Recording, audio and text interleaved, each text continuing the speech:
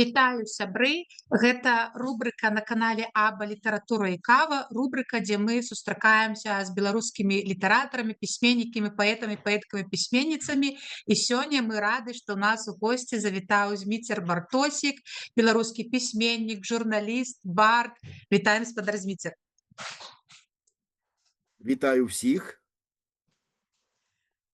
Давненька мы штосьці сябры не пыталіся ў нашых пісьменнікаў, так як наша рубрыка называецца літаратура і кава, а кава гэта гульня слоў. Таму што ABA напрыканцы гэта як наша арганізацыя, асацыяцыя беларусаў у Амерыцы. Вось. Таму мы звычайна у нашых літаратараў пытаемся: вы што любіце піць больш, каву ці гарбату? Ведаеце, я абсалютна не буду тут арыгінальным. Раніцай я п'ю моцную каву, а ўвечары я п'ю вельмі моцную гарбату. Якую любіце гарбату Днём і больш? так і сяк.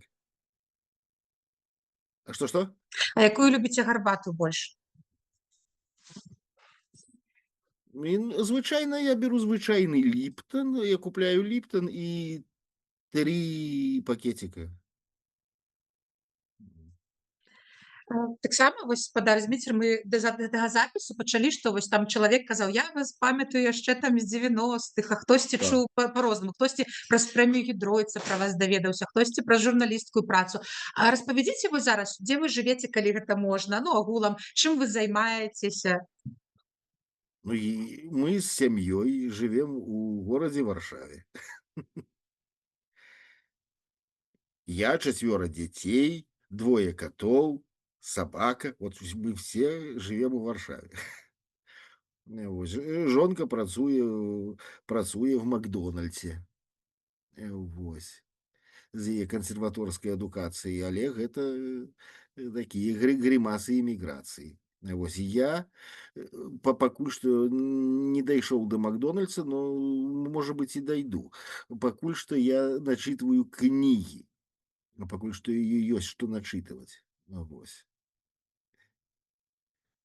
Вось ужо у нас першае пытанне ад Наталлі. Вітаю, Зміцер, што вас натхніла пачаць збіраць гісторыі пра беларускія мястэчкі? Была такая передача на радыё Свабода. У 2001 годзе яна нарадзілася. Называлася яна «Падарожжа свабоды». Яна была прымеркаваная да маючых адбыцца прэзідэнцкіх выбараў, на якія шмат хто наіўна спадзяваўся, што можна дасягнуць хоць нейкіх перамен. І вось журналісты радыё Свабода ездзілі па райцэнтрах і па мястэчках, і, так бы мовіць, знаёмілі сваіх слухачоў з палітычнай геаграфіяй, з мясцовымі актывістамі, з народнымі настроямі і гэтак далей. В тым ліку і я пачаў займацца тым жа самым. Выбары гэтыя прайшлі, але перадача засталася. Ну і мне все больш сумна рабілася записываць дэмакратычных актывістаў і просты народ, потому что дэмакратычныя актывісты срывалі маску з рэжыма, а просты народ не мог намаліцца на дарагого Александра Рыгоровича. Вось, і я вырашыў збочыць з гэтай палітычнай геаграфіі у больш нейкія цікавыя тэмы, у іхнюю маладосць маіх суразмоўцаў, прычым я выбіраў як мага людзей старэйшых, і так паступова моя палітычная геаграфія скончылася, і пачаліся падарожжы свабоды, вось, дзе асноўнай маёй мэтай было выпытаць у чалавека нейкую незвычайную гісторыю з самых драматычных часоў. Это значыцца да вайны, акупацыя і пасля вайны. І вось з гэтых перадач пасля нарадзілася некалькі кніг. Я, дарэчы, у тэму падрыхтавала таксама пытанне. Ці можаце вы падзяліцца, якая гісторыя больш за ўсё вас уразіла? Можа, там уже не падрабязна ад А да Я, але вось агулам, ці былі нейкія гісторыі прям вас вельмі больш за ўсё запомніліся?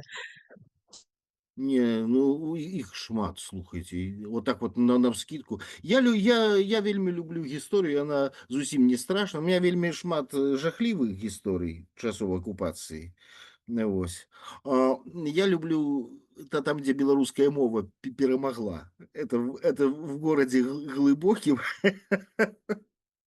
там, дзе прадпрымальнік вырашыў адкрыць кавярню.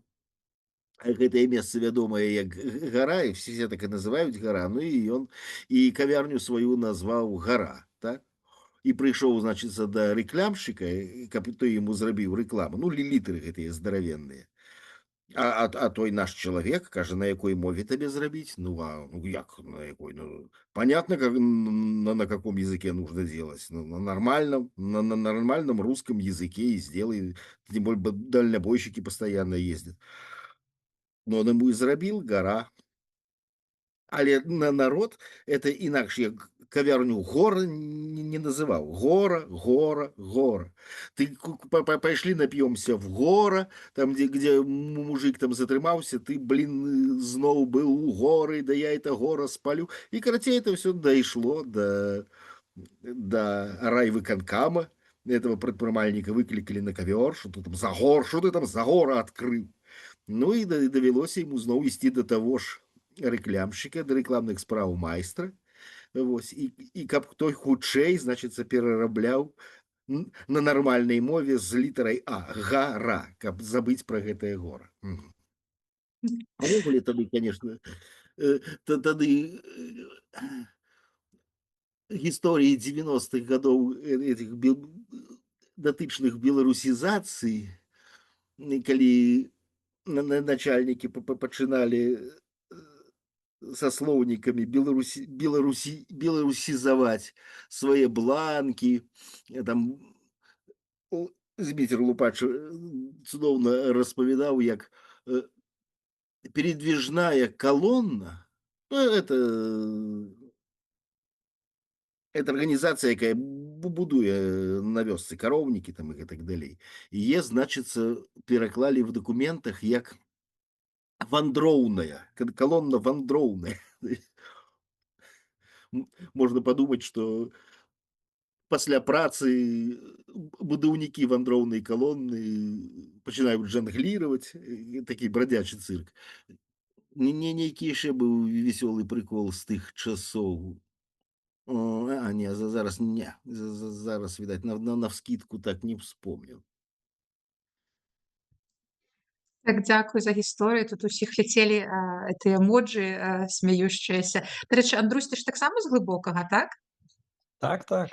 Ось Так, я я памятаю, як наша надзейка Ганна. таксама. А. Таму, дарэчы, з метра Лупача я бачыў пару дзён таму у Вільні.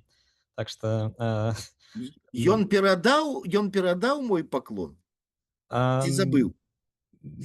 відаць, забыўся. Вось, але было Вот вельмі пасля эфіра я ему позвоню и скажу все, что я думаю. так. Ам, і я вось, дарэчы, таксама вельмі прыгадваю 90 той вось нейкі моднае слово вайб, который раней быў. І ён насамрэч вельмі так вось адлюстраваўся у вашых песнях.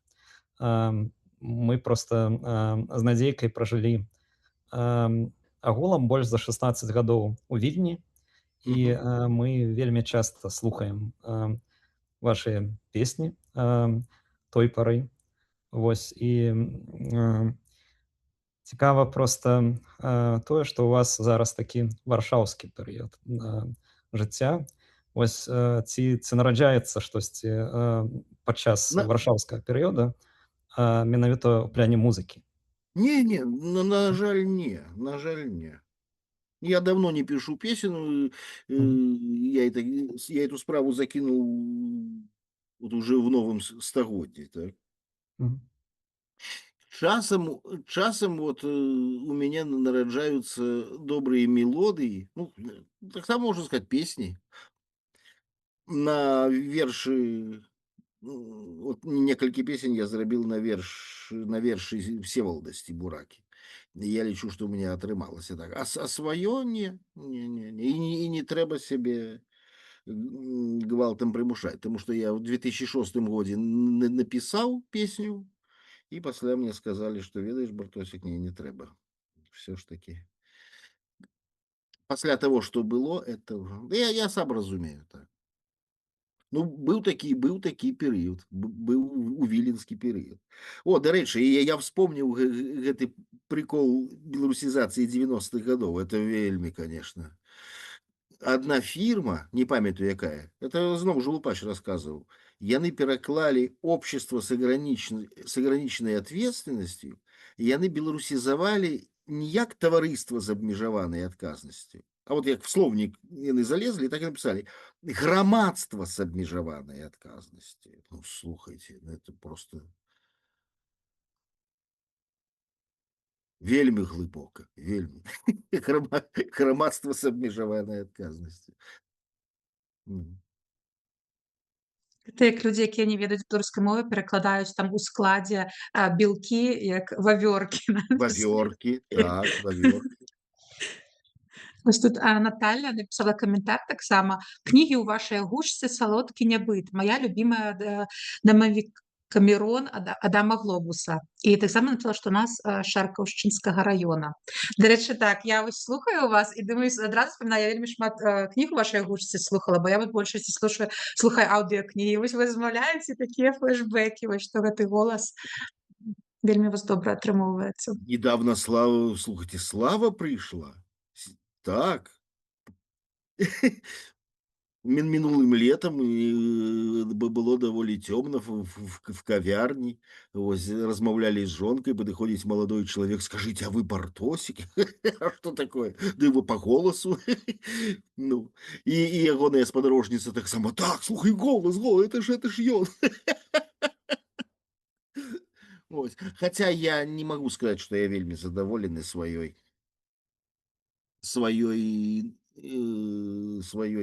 працай. Да. Ёсць у мяне прэтэнзіі да сябе. Ну, вось, хаця дзённік эмігранта, ну, таксама на камунікацыі ёсць. Вот там у мяне да сябе менш прэтэнзій. Вот менавіта у гэтай кнізе. Дзённік эмігранта. Я Зараз начитываю Валентина Тараса. Я хацела сказаць, што я ведаю, што ўсе, хто тут сабраліся, добра ведаюць, хто такі Зміцер Бартосік, але нас жа будуць яшчэ глядзець у запісу гэтую гутарку. І адна з такіх удохнаўляючых гісторый, і як я вось што мне зачапіла, калі я даведалася пра існаванне Змітра Бартосіка, гэта што як вы не нарадзіліся беларусам, вы з тых людзей, якія сталі беларусам, як Владзімир Мулявін, ці як там кажа Людміла Рублевская, што да кожнага альбарутэнія прыходзіць па-свойму. І для мяне гэта вось такая натхняючая гісторыя, што вы абралі быць беларусам і столькі ўсяго зрабілі для беларушчыны, ну што гэта проста ў прыклад многім беларусам, якія нарадзіліся на Беларусі. И что я повинен сказать? А может быть, Подхопить ваш посыл и начинать самого себе хвалить? Я еще не досягнул того узроўню нарциссизму. гэта проста такой каментар слухачам, нашым гледачам, якія вось магчыма не ведалі гэты факт. Але мне ўвогуле цікава, я ведаю, што вы ўжо шмат распавядалі гэта ў нейкіх інтэрв'ю, але можа кароцечка вось такія з вашага дзяцінства нейкія ўспаміны, чаму зацікавіла вас беларуская мова і чаму вы вось абралі зараз нават беларусы кажуць, ой, ну што там ваша беларуская, давайте па-руску, я так прывык. А чаму вы як бы пайшлі наперакор усяму гэтаму мейнстрыму? Не ведаю, зведайте. У меня не было комплекса, так? Паколькі галоўная задача нормального беларускага чалавека это приехать з вёскі ў горад і хутчэй перейти на чистенький русский язык, чтобы стать своим, чтобы стать городским, и не дай бы быстрее избавиться от этого акцента, эту умову покинуть там на вёсцы у калгасе и хутчэй за все про гэта забыться и часам под чарку где-нибудь там под песняров там пустить слезу. Все. Ну, я як человек советский в хорошем смысле этого слова, так, который провёў дзяцінства ва ўсходнім Казахстане, пасля в Воронеже, пасля в Нижнем Новгороде, то есть человек без глыбокіх каранёў, так. Я быў этого комплекса цалкам пазбаўлены. Ну, для мяне не было мовы вясковай ці мовы гарадской. І вот для меня была беларуская мова як проста іншая мова і досыць цікавая. Вось. Я был в школе быў вызвалены ад яе вывучэння, так, і ўжо вывучыў ее пасля ўжо войска. Ну, так что тут отсутность этого белорусского комплекса и плюс да, цікавасць, а что читать-то? Это же мяжа 80-х 90-х годов, это наша Нива, это новая литература з'яўляецца. Это все неверагодна цікава, цікавыя пераклады з'яўляюцца. Ну что? Калі можна, міцер, працягваючы гэтую тэму, вось вы зачапілі, нават знялі з языка майго. Вясковы комплекс беларуса, гэта ўсё зразумела, але вось вы менавіта сказалі, што, напэўна, вам гэта дапамагло трохі, так, з гэтым беларускім комплексам. Я не памятаю, каму прыпісваюць з палітыкаў пачатку 90-х фразу, што размаўляць як Васіль Быкаў я не ўмею, а як Мечыслаў Грыб не хачу, і таму не буду. Але я маю на ўвазе, ці дапамагала вам тое, што, не будучы беларусам па паходжанні, на вас не ціснула гэтая адказнасць, ну, як нават сярод свядомых беларусаў, якія свядома беларусізаваліся ўжо на хвалі свядомасці, на іх ціснула адказнасць таго, што я не магу, я недастаткова добра гэта раблю, як так, і пакідалі гэтыя высілкі. Ці гэта вам дапамагала, ці не, што, можа быць, не было гэтага ціску, што возьмеш ад замежніка, чалавека, які не з'яўляецца беларусам па паходжанні, можа, граецца з гэтым неяк, ну, карацей, чаканняў не шмат.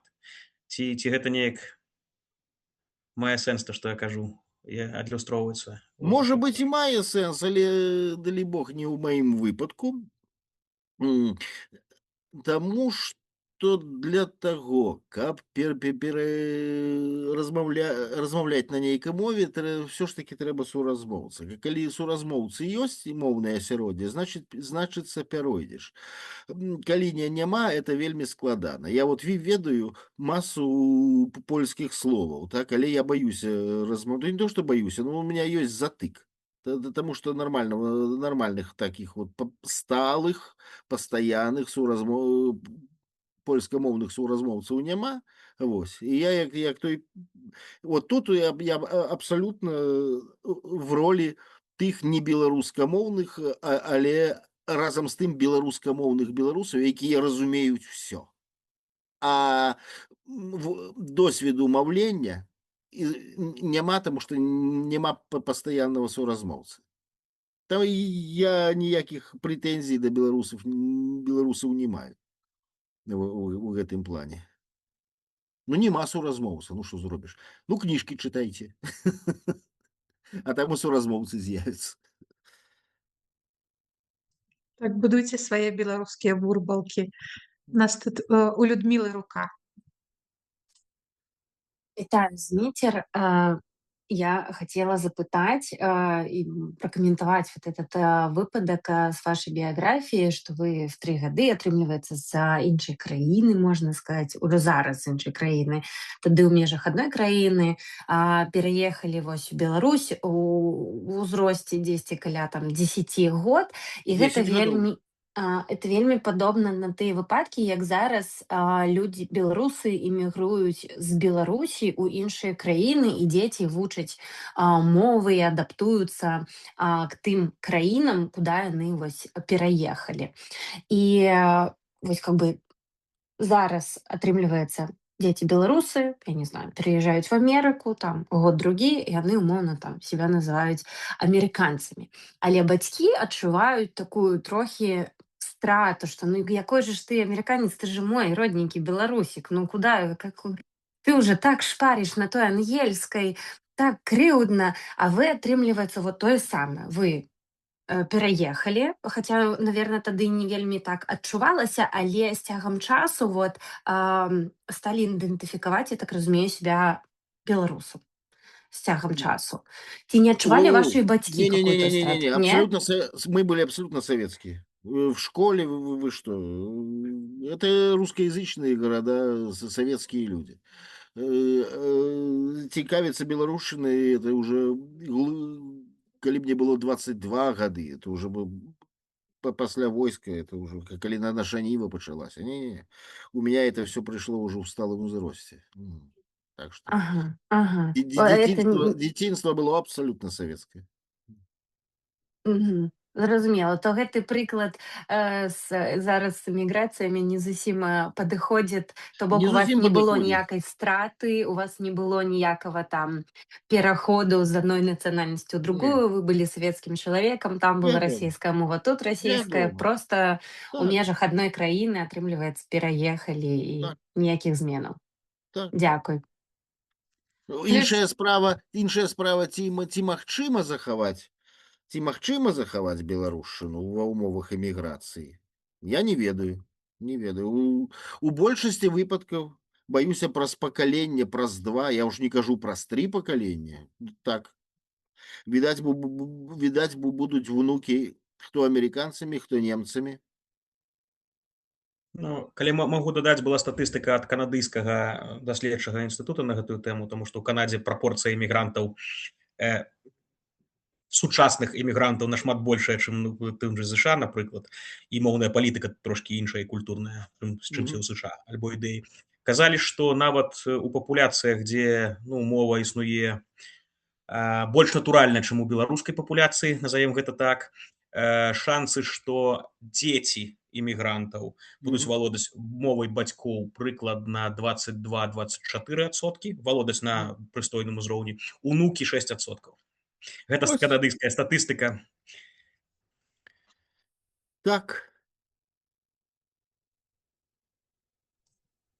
Такая праўда жыцця. Але ж вось я там чытала адно з вашых інтэрв'ю, і вы казалі, што вось вы гэта і зараз узгадвалі, што у вас у школе быў выбар, тыпу як дзіцёнка, які пераехаў з Расіі, не хадзіць на заняткі, я так разумею, беларускай мовы і літаратуры, але ж вы абралі ўсё роўно хадзіць і вывучаць яе ў школе. Часам я прыходзіў, так, і все аднакласнікі глядзелі на мяне, як вот же дзіўны чалавек, можа дурака валяць, а вот. Мне цікава было. А ці ўвогуле вы верыце то, што беларуская мова перажыве ўвесь гэты перыяд? І вы больше такі аптыміст ці песіміст наконт беларушчыны? На ёй заўжды, мне здаецца, будзе каму нешта пісаць, і будзе заўжды каму гэта трэба будзе чытаць. Вось. Вся справа в тым, у колькасці гэтых чытачоў.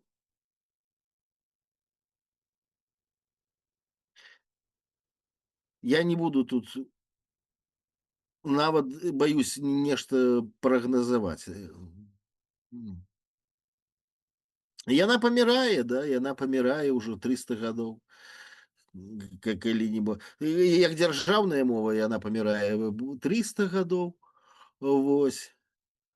Вось, дарэчы, як звычайная мова зносін, это она зусім выйшла з ужытку адносна недавно, пару пакаленняў назад, падчас гэтай дзікай урбанізацыі 60-х гадоў. Вось. Калі вясковыя жыхары пераехалі в гарады і хутчэй забыліся на яе. Ці магчымы адваротны варыянт? Напэўна, магчымы. Таму што я же выдатна памятаю 90-е гады, пачатак 90-х гадоў. Слухайце, гэтыя беларускія рэпартажы футбольныя, все гэтыя праграмы карамболі па-беларуску, іншыя такі забаўляльны беларускамоўны контент, это все глядзелася, это абмяркоўвалася. Напэўна, расійскія каналы глядзелі больш, але не в разы, не в разы. Тады по кроку, паволі мова вяртала сваю ролю. Ну. Яна, можа, не паспела стаць таким мейнстрімам, не ведаю, але яна была ўжо таким звычайным неабходным фонам жыцця і па тэлевізіі, і па радыё. І все это было гвалтоўна перапынена ў 95-м годзе. Але гэта пачыналася. Што можа перашкодзіць вернуцца гэтаму, я не ведаю. Так что все можно. В этом плане я оптимист. Калі складуцца адпаведныя гістарычныя умовы. Калі Беларусь захавае хаця бы намінальную дзяржаўнасць. Всяко может быть.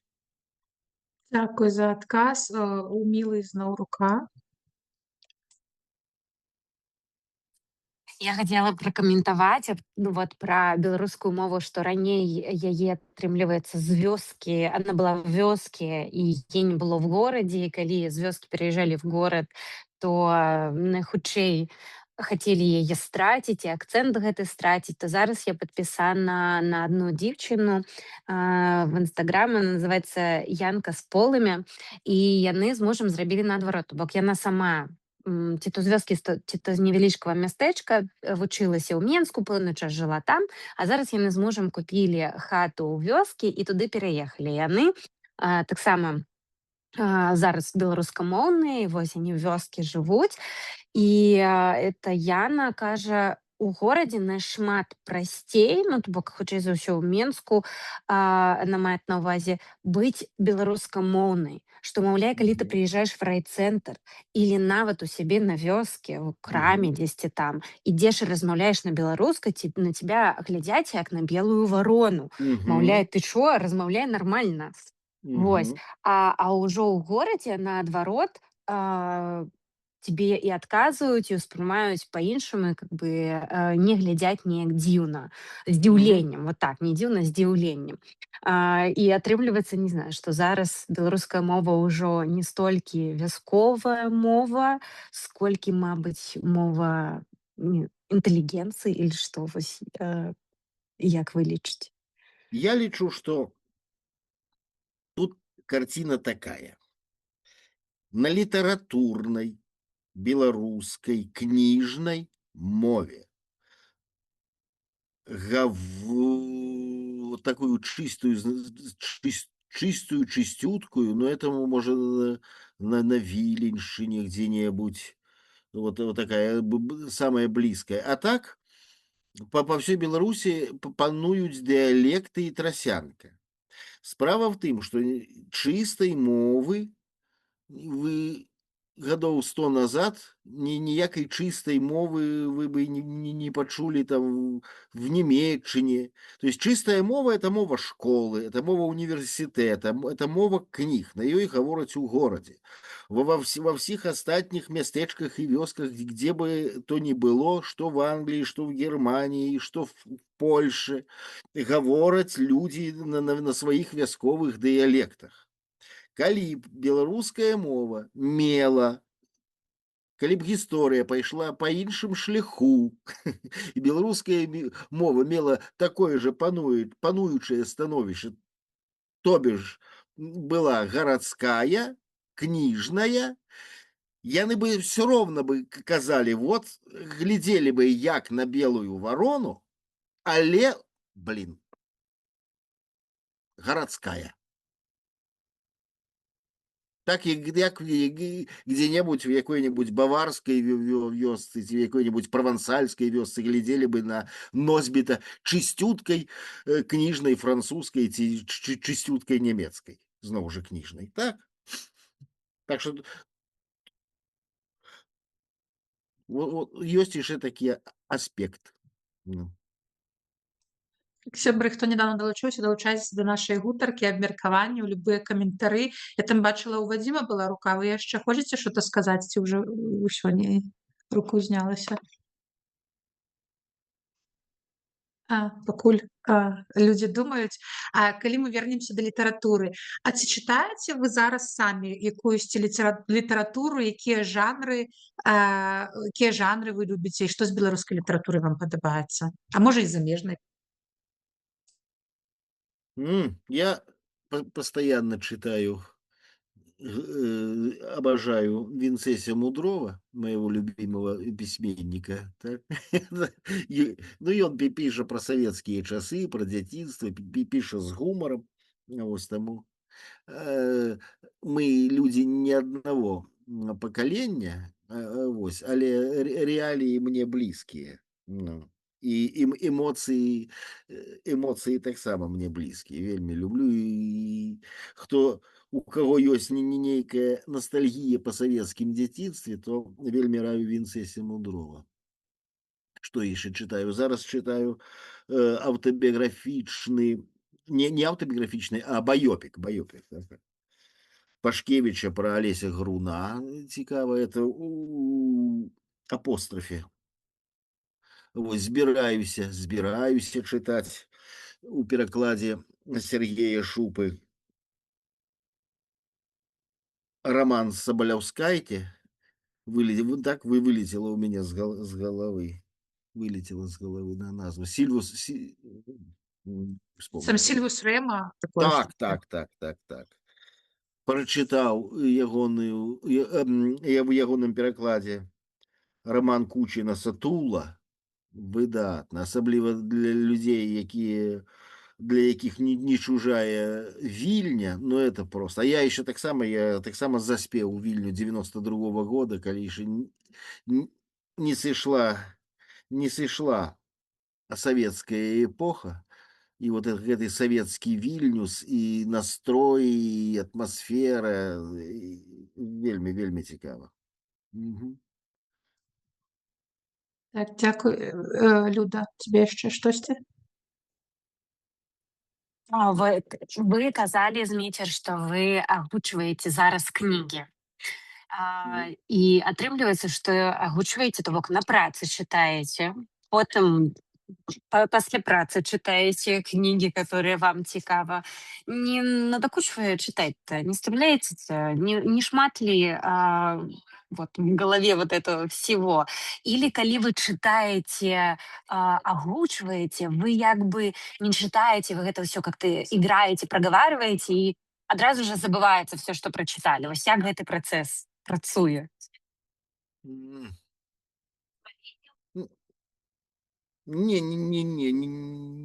Чамусьці не стамляюся. Ну, я вельмі павольна чытаю, вось, смакую.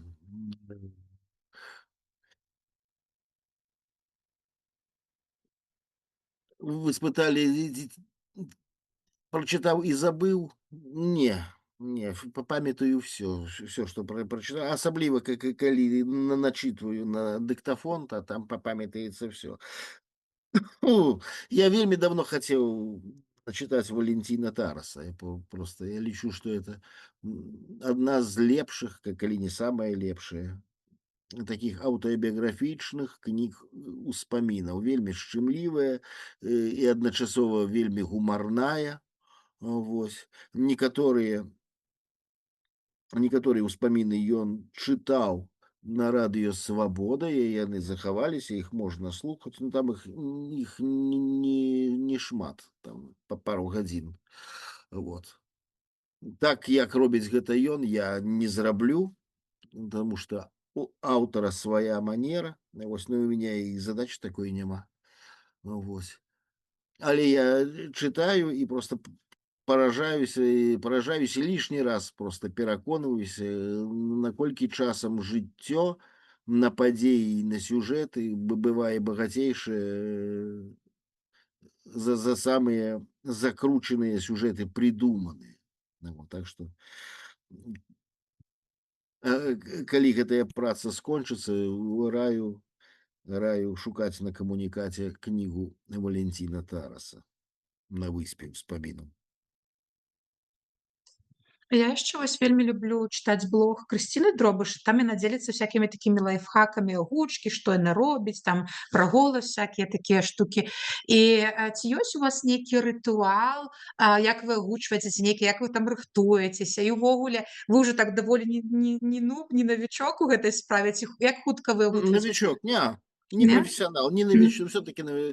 Як вы рыхтуецеся? Дробыш и Купаловская команда, я не буду нават себя параўноўваць, это професійныя акторы, вось яны працуюць в нормальных студыях, вот я працую дома, чакаючы, калі праедзе чарговы мотоциклист, ці тут только разгонишься, раптам якая-нибудь сирена хуткай дапамогі, і тебе толькі материться трэба, вот, потому что перачитывать по другім разе. Вось. Так что я в этом плане не могу сказать, что я вельмі задаволены сабой, вельмі упэўнены. Не магу. Той лёгкасці, якая павінна быць у мяне, я все спрабую яе дасягнуць, ну, ніяк не дасягну. А, ну, мне только я бы и кинул, но просто есть люди, которым подобается это. Як раблю я. Есть люди, которые не любят это, а есть люди, которым это подобается. Вот для тых, хто падабаецца, я і раблю. Да. А якое яшчэ было пытанне, я забыл. Ну, в принципе, вы вы адказалі, так. І А, у ну якіх да, умовах а такіх всякие любых агучкі? приколы, Да. так, зноў жа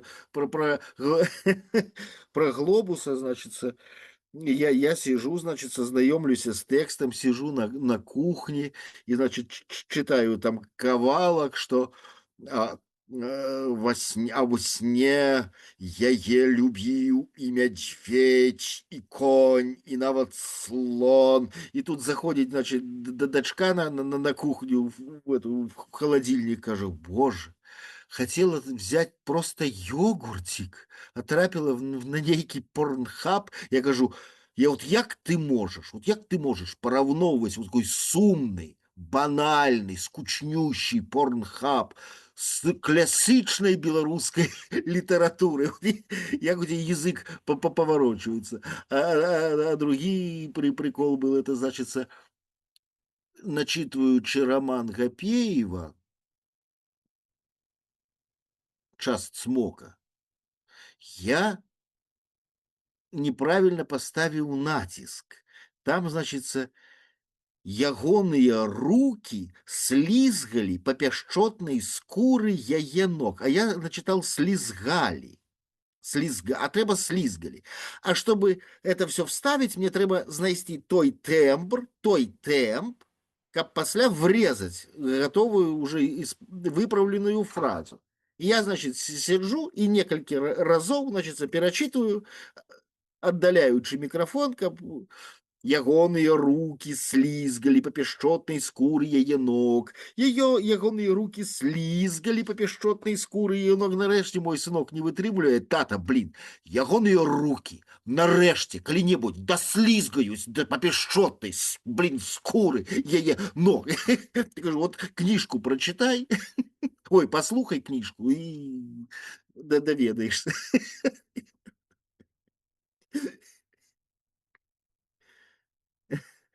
Ну. Мы не ведалі, што агучка можа быць такой вясёлай. Так, трошкі зачытаю уже тут пытанне ў чаціку накідалі. Першае, дзе найбольш незалежных выдавецтваў на беларускай мове? Это не ведаю, меецца на ўвазе краіна ці што вы пытаеце? Это мне пытанне? Пытанне. Слухайте, пасля апошніх сумных падзеяў зразумела, што незалежных беларускіх выданняў в Беларусі не засталося. Так што зразумела, што гэта Польша. Так, Наталья пытаецца. Калі б вы маглі вярнуцца ў любую эпоху беларускай гісторыі, якую выбралі б? О, это вельмі цікавае пытанне.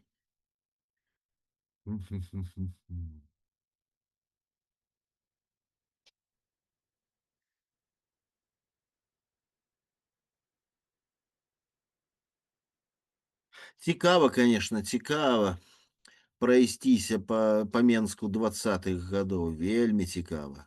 Пасядзець на сходках маладніка, узвышша, паглядзець на всё на гэта.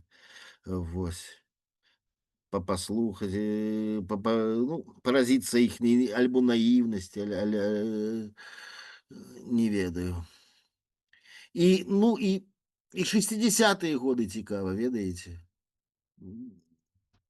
Трапіць на якую-нибудь сустрэчу творчую з маладым Караткевічам. Ну, кайф же. Так? Ну. Ну, поглядеть ранние спектакли Валерия Раевского в Купаловском театре. Еще, там еще ты, купаловцы такие великие играли там. Там Глебов, Дідюшка. Вось таких амаль не засталося, то только фото засталося и успомины. Ну, шмат так что выбираю Менск 60-х годов. Короткевич и Старый Купаловский театр. Ну. Так, сябры, напишите ў каментарах, куды б вы захацелі патрапіць, калі б вы нашли эту машыну часу. Таксама цікава ваше меркаванне. А вось вы сказалі пра маладняк, узвышша, а вы любіце вершы? Вось вы калі распавядалі пра чытаеце вы кнігі, вы там прыклады, а вы чытаеце сучасныя беларускія вершы? Ну как, час от часу читаю то, что бачу у ленте Фейсбуку. То, что бачу, калі бачу Стебураку, Насту Кудасову. Вот это две моих любимые поэтичные особы. А тут яшчэ таксама пытанне, а самі што вы выбіраеце, папяровую кнігу ці аўдыё? Ці слухаеце вы аўдыё? Слухаю часом, так. Слухаю часом. Вот прослухаў недавно «Старые моры» Хемінгуэя у агучцы «Каляды». Цудоўна чытае, выдатна чытае і па-акторску. Вось. Крыху, конечно, там ён часам робіць памылкі, і не ён адзін, і я таксама, у націсках, так. Это звычайная беда. Вось. Но я стараюся гэтыя націски пасля выпраўляць. Як я гэта раблю, я расказаў. А папяровая, ну, вядома, папяровая кніга, ну, што можа быць лепш? То есть Андрусь адказвае на пытанне.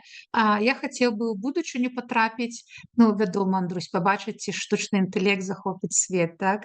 Праўда, цяжка сказаць, якой яна будзе для Беларусі. А як лічыце вы, якой яна будзе для Беларусі? Будучыня. Што? Будучыня якой будзе для Беларусі?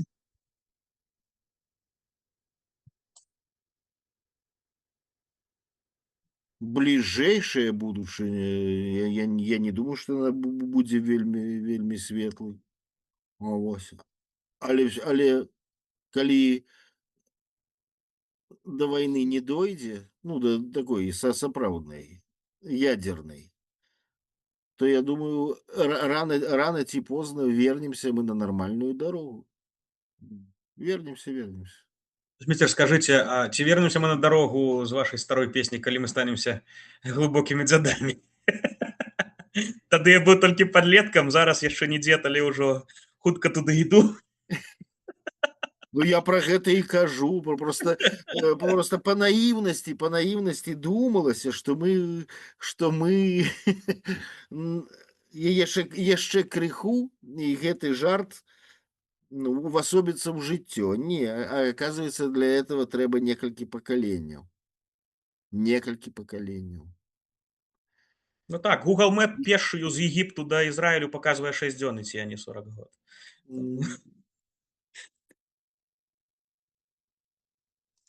Дарэчы, вось тут мой жарт пра Андруся і штучны інтэлект, і я згадала пытанне. Вы ж ведаеце, што зараз нават з'яўляюцца кнігі, агучаныя там ці перакладзеныя штучным інтэлектам. Ці не баіцеся, што у вас там праз нейкі час ваша праца перастане быць актуальнай, таму што ўсё будзе агучваць штучны інтэлект? Ну і хай агучвае, добра. Калі ён гэта зробіць лепш, калі на яго будзе попыт. Ну і дай бог. Это значыцца, што больш кніг будзе агучана рознымі галасамі, в розных варыяцыях. Ну ладно, пойду пойду в Макдональдс працаваць. Камусь трэба в Макдональдсе працаваць. Так, яшчэ тут пытанняў накідалі. Тое, што вашае жыццё звязана моцна з літаратурай і кнігамі. Гэта паўплывала на вашых дзяцей і іх звычкі ў чытаннях? Трэба у дзяцей спытаць, відаць.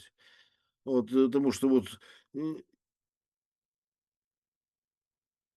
не, не паўплывала, у кожнага тут свой, відаць, шлях.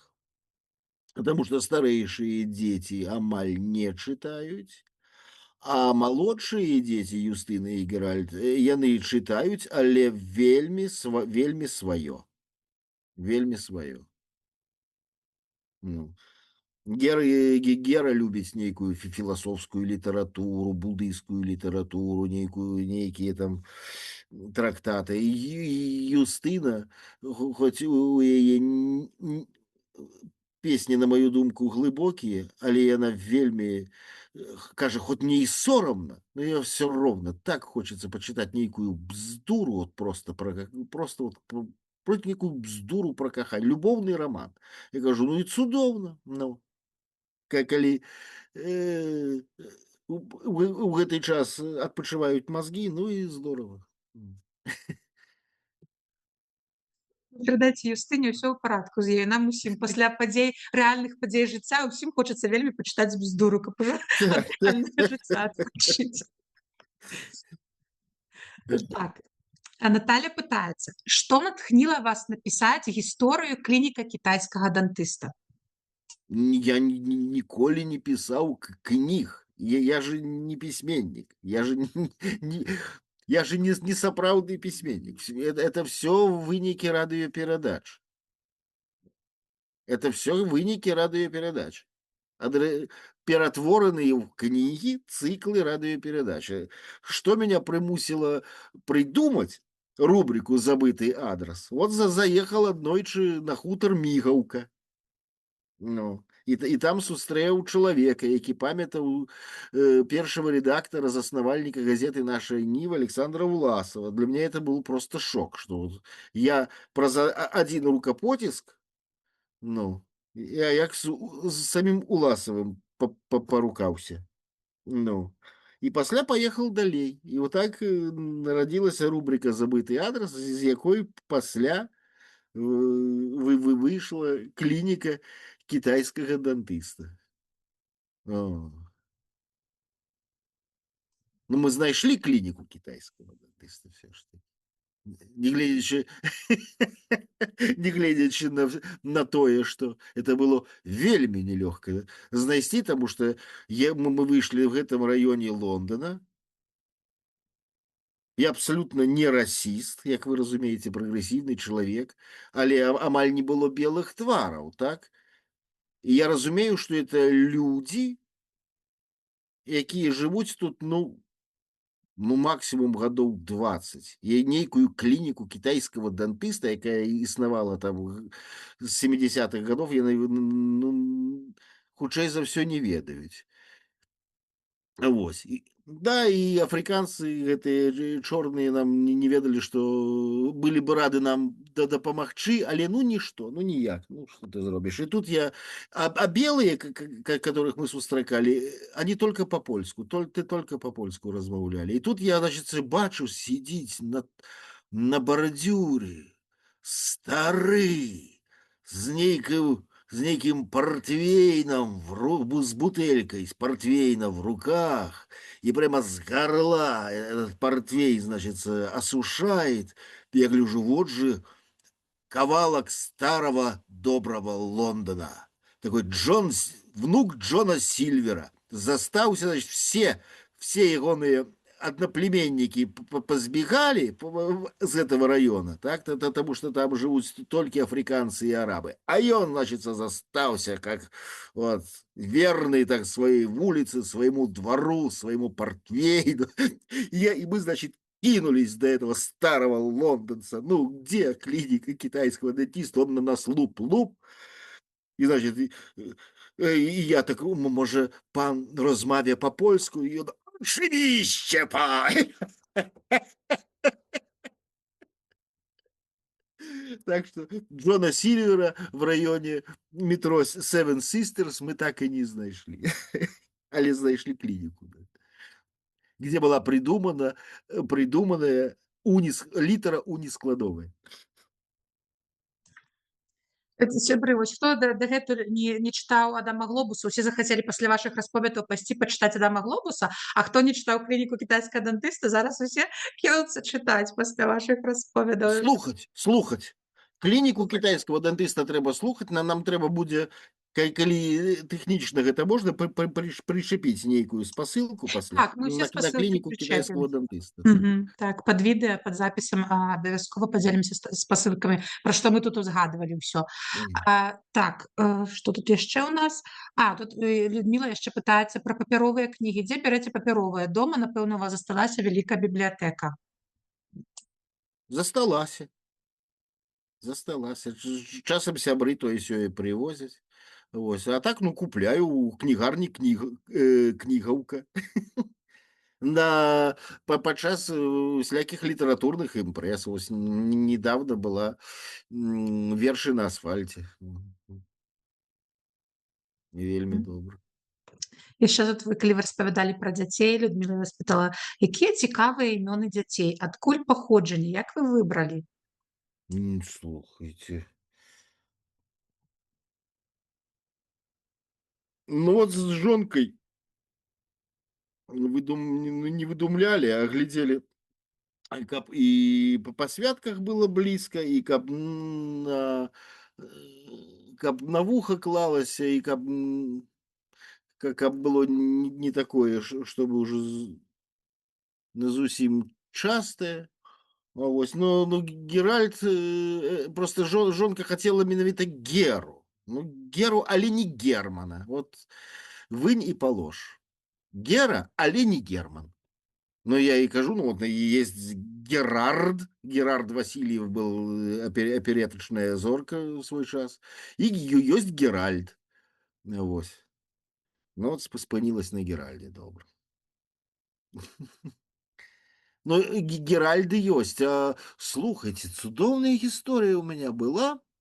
Самый край Беларуси, амаль российское помежье, Костюковицкий район. Там, значит, я ездил туды в нулевых годах, и там, значит, одна вёска шляхетская до гэтай поры. Одна, значит, там шляхта, а другая, значит, вёска суседние мужики. Уже прайшла эпоха, уже Советский Союз, Российской империи нема. А яны живут в этом плане в Великом княстве Литовском, до гэтай поры живут. Мы ж, значит, шляхта, а вы мужики, мы культурные, мы чистые, а у вас там пьянство. Это все. И ты... Шляхта ганарыцца, а мужики свою долю, значит, мужицкую прымаюць. Что зробишь, да, вот пьянство, да, вот мужики. И я, значит, разговорился с мужиком, у его вельмі цікавае імя. Вилич. Я кажу, слухайте, и по батьку Семенович кажу, Вилич Семенович. Я такое имя первый раз вот чую, Вилич Семенович. Что это значит? А у меня, кажется, батька был на всю голову дурный большевик. Вилич это же скороченный, Владимир Ильич. Он так любил Ленина, что он решил меня Виличем назвать. Но мое имя, кажется, это фигня. Это полная фигня. Вот тут живе мой сусед, и он шляхтец. От у імя дык імя. Я кажу, і як зовут суседа? И он кажа, и он так зрабіў так паузу. Его зовут Геральд. А там бегае мой сынок, якому тады было якіх-нибудь 3 гады. Я кажу, Вилич Семенович, он, бачыце, бегае хлопчык. Вы уже не поверите, але плотность, шчыльнасць геральдов на квадратный метр зараз в нашей вёсцы самая высокая на планете, потому что он так само Геральд.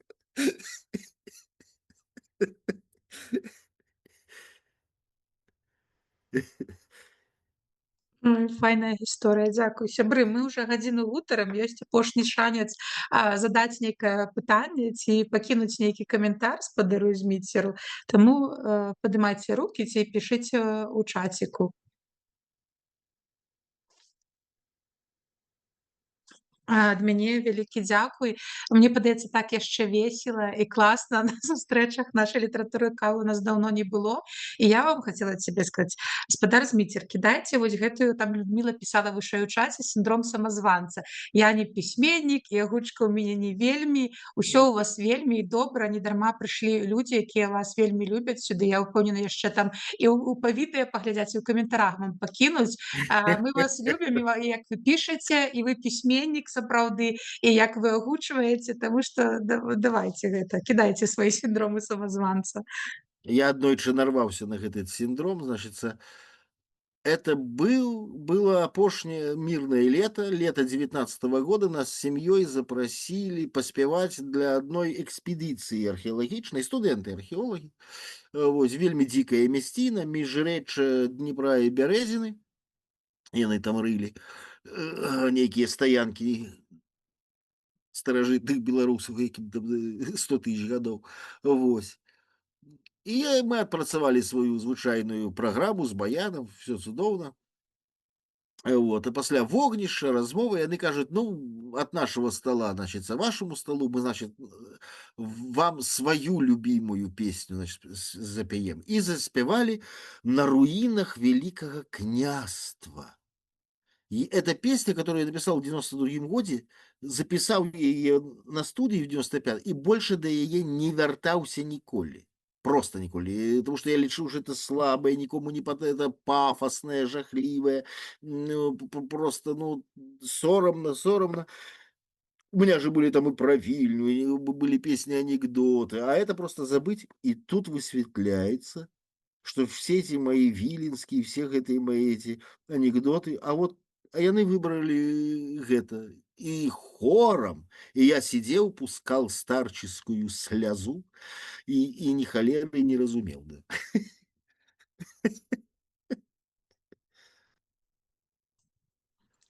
Ну што, гляджу, новых пытанняў няма. Тады дзякуй усім, хто далучыўся, дзякуй за вашу актыўнасць, за пытанні. Дзякуй спадару Зміцеру за гэтую гутарку. Будзем вас заўсёды рады бачыць у нашай літаратуры і каве, сябры. З вами была Асацыяцыя беларусаў у Амерыцы. Той, хто нас паглядзіць, калі вам бяспечна, падпісвайцеся на канал, падабаечкі і заставайцеся з намі.